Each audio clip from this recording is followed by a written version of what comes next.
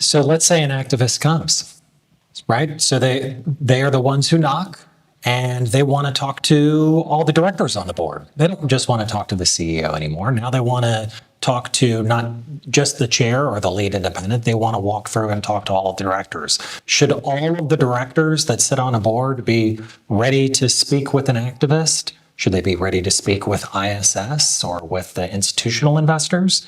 Whose job is it?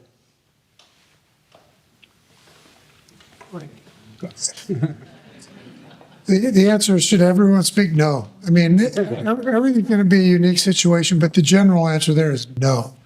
The board should speak with a unified voice. There should be one person that's designated. That could be the CEO, it could be the chair, it could be the lead. And I think the speaking with is probably initially more a listening to and being very thoughtful.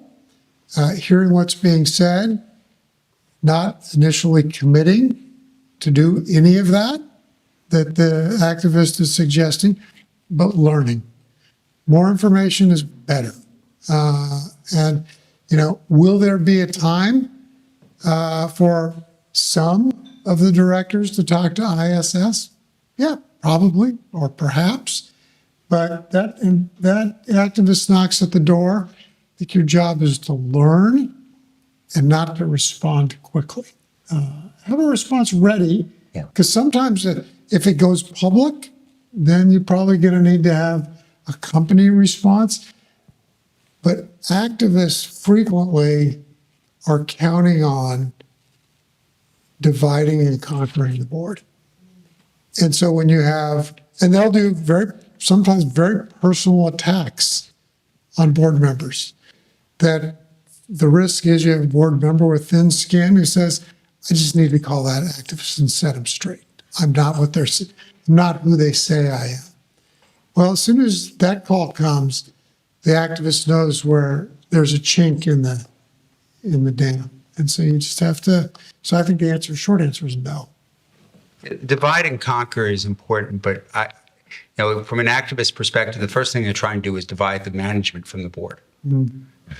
And that's why the management and the board really need to be joined at the hip. It doesn't mean that the board has to agree with everything management is saying or doing, but the time for those discussions is in the boardroom, not publicly, being prepared so that, the directors know that if they get a call or an approach from somebody, it gets fed back to the CEO or the chair so that the company can take the appropriate action. Oftentimes, the first sense you have as an activist out there is that you get some strange research report or some strange question to a director that they heard from somebody they haven't heard from in 20 years, all about asking about the company or how's the company doing on this or that. Those are all things that are very important to make sure that they get raised to the right people. And again, in the best prepared companies, there are teams that are ready to deal with this. In smaller companies, you may not have that. The CFO may also be the chief administrative officer and the general counsel all in one. So they're wearing different hats. But, you need to use some of those resources and know who you're going to call. The other thing is that you've got to be very careful, because every time an activist makes an approach, the world is looking, and the activist knows that if they publicize that the company refused to meet, or the company didn't return the call, or I tried to ask a question on 5 conference calls, and they wouldn't let me ask the question. You're starting with your foot, in the quicksand when things like that happen. You will get penalized by the shareholders if you don't engage. Again, it doesn't mean you have full engagement. There may be times where the delay matters. You do allow an activist to address the board, or you have several meetings with directors and the activists in order to put your story forward.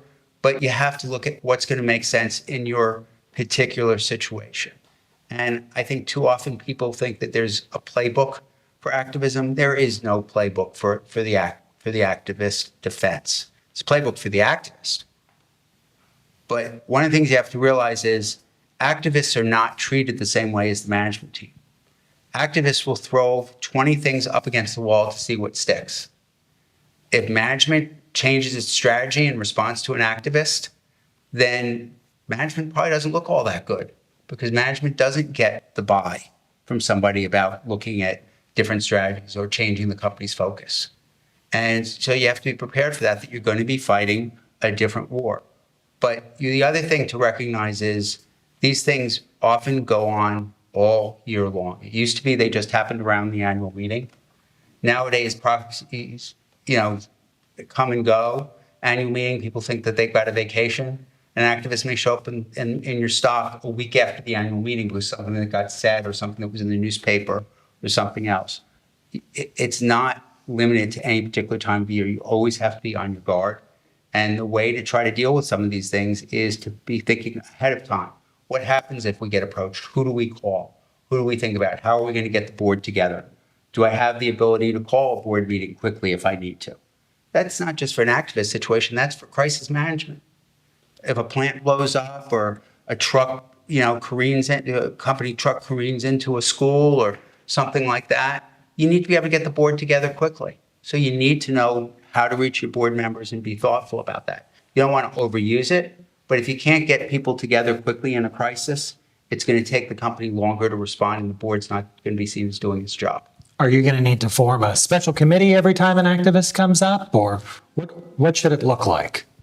Again, it depends on the particular situation. I am not a big fan of having lots of special committees. There's a time and a place for special committees, but one of the things that happens when you form a committee is you're balkanizing the board. You're splitting it up into factions, those that are dealing with this and those that aren't. And in some situations, that's necessary. If it's a conflict transaction or something like that you have to play that game. But having people that are sort of more in the know can often generate resentment from those people that are not. And it's important to make sure that you involve all of your board members in these types of situations. If there's some people that don't have the same amount of time and you want to have certain directors that are going to maybe be meeting with the activist, that's fine, but make sure the board is kept informed, because if you have any director that thinks that they're on the outside, the activist is going to figure that out relatively quickly. What? Go ahead and answer, but I'd like to hear in terms of this balkanization, what if you agree with the activists, at least on one point or another, like maybe we should get rid of that director or maybe we should get rid of that business line. But what do you do if, there is starting to be those types of divisions among the board? I'll go there instead. Sure.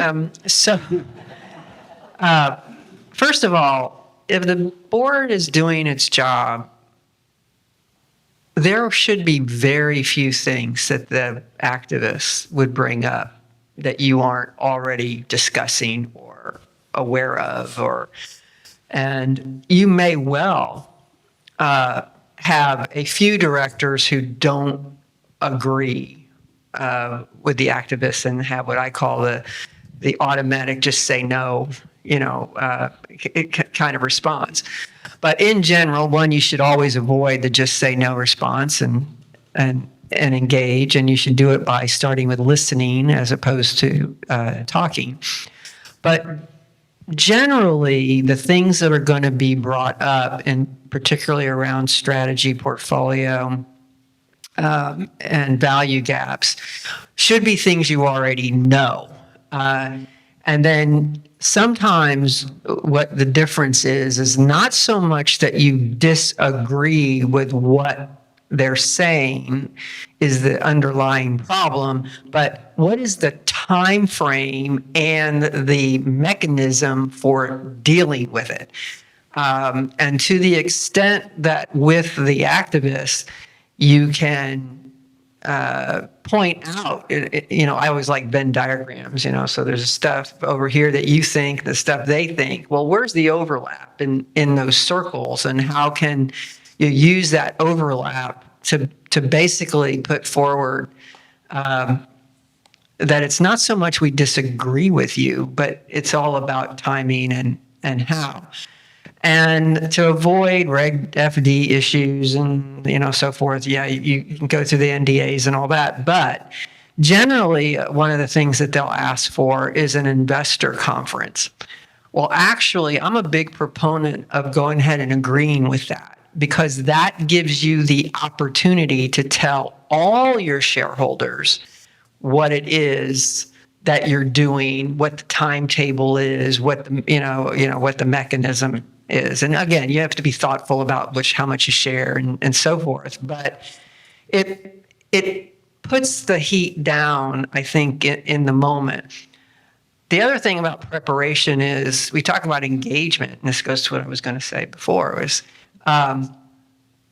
you don't use the activist showing up as the time to start engaging with your shareholders and the time to start engaging with your the people that you're bringing in, your experts, your help.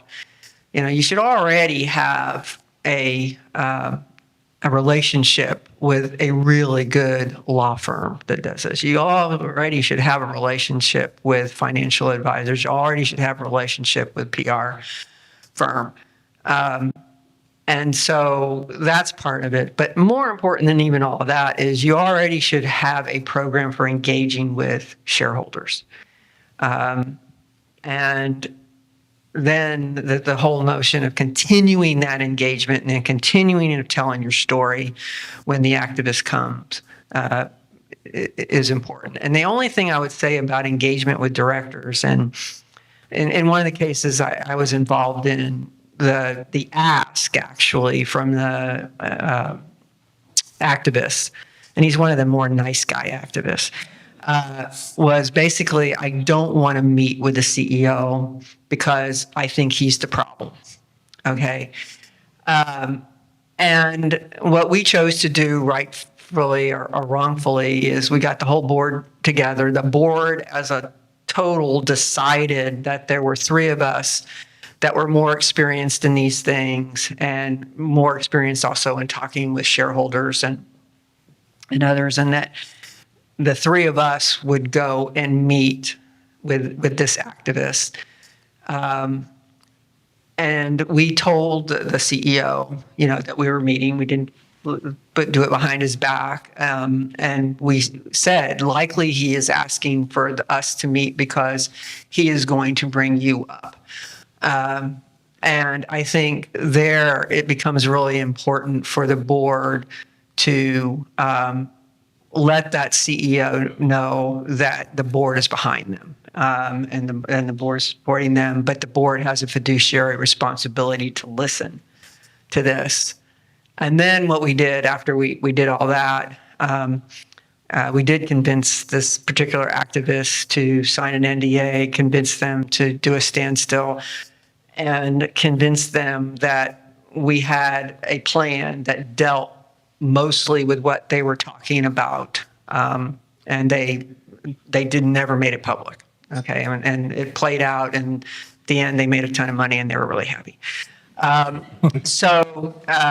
we did. The three of us went back to the full board and gave a complete debrief on the conversation with the CEO sitting there. That this was the conversation that we had. This is how we handled it, and this is where they agreed. Next steps. And like I said, that one worked out really well and never became public. And the company was already on the path of doing what the guy wanted, and we ended up being fine. On factions, I think you get two people in a room, they'll disagree over something. I mean, that's just human nature.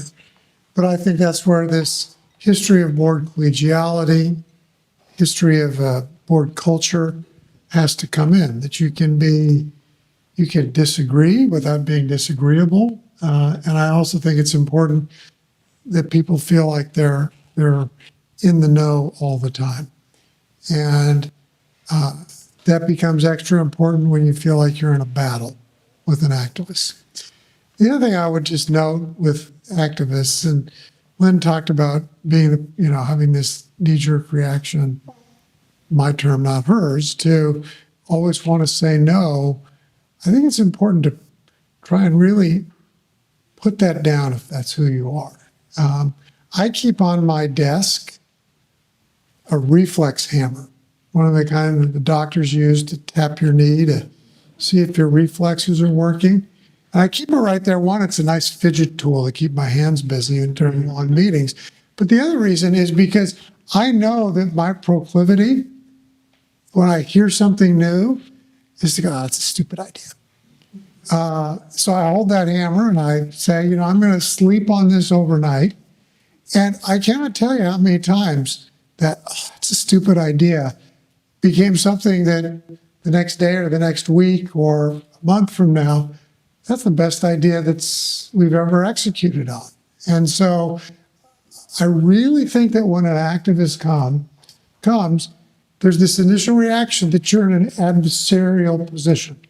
It's just kind of, it's how we view them. So we have this meeting today, right? And we're talking about, but some of their ideas, after you get past the knee-jerk, no, that's a stupid idea, are actually worth thinking about.